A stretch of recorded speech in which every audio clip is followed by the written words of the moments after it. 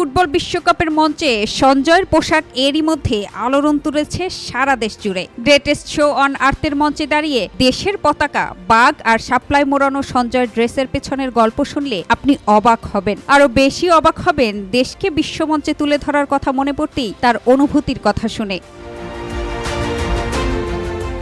সঞ্জয় বলেন, অনেকেই আমাকে পরামর্শ দিয়েছিল দেশের জার্সি পরে বিশ্বকাপের মঞ্চে পারফর্ম করতে, কিন্তু আমি আরও একটু ভিন্ন কিছু চাইছিলাম। তাই এই বিশেষ জ্যাকেটটির ডিজাইন নিয়ে আমি আমার টিমের সঙ্গে বসে ভাবতে শুরু করি কিভাবে বিশ্বমঞ্চে বাংলাদেশকে উপস্থাপন করা যায়। তখন আমার ক্রিয়েটিভ ডিরেক্টর ছায়া কুমারের সঙ্গে মিলে এই জ্যাকেটের নকশা তৈরি করি, যেখানে জ্যাকেটের ডান হাত জুড়ে সূক্ষ্ম এমব্রয়ডারিতে ফুটে উঠেছিল বাংলাদেশের পরিচয়ের ৩টি শক্তিশালী প্রতীক: বেঙ্গল টাইগার, জাতীয় ফুল শাপলা এবং লাল সবুজ জাতীয় পতাকা।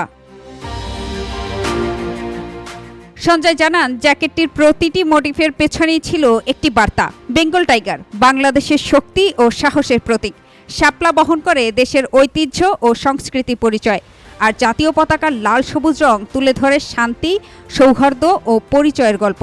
সঞ্জয় আরও বলেন, অনুষ্ঠানের আগে যখনই জ্যাকেটটি পরতাম আমার হার্টবিট বেড়ে যেত, আর বিশ্বকাপের মঞ্চে ওঠার পর সেই অনুভূতি আরও তীব্র হয়। মঞ্চে ওঠার পর মনে হয়েছে এই মুহূর্তে আমার সঙ্গে পুরো বাংলাদেশ আছে। তাই আগে থেকে পরিকল্পনা না থাকলেও বারবার তার হাতের দিকে ইশারা করছিলেন তিনি। বাংলাদেশকে দেখানোর ইচ্ছাটা আমার ভিতরে ছিল। বাংলাদেশের মানুষ যেভাবে ভালোবাসা ও দোয়া দিয়েছে তার জন্য আমি কৃতজ্ঞ ও গর্বিত।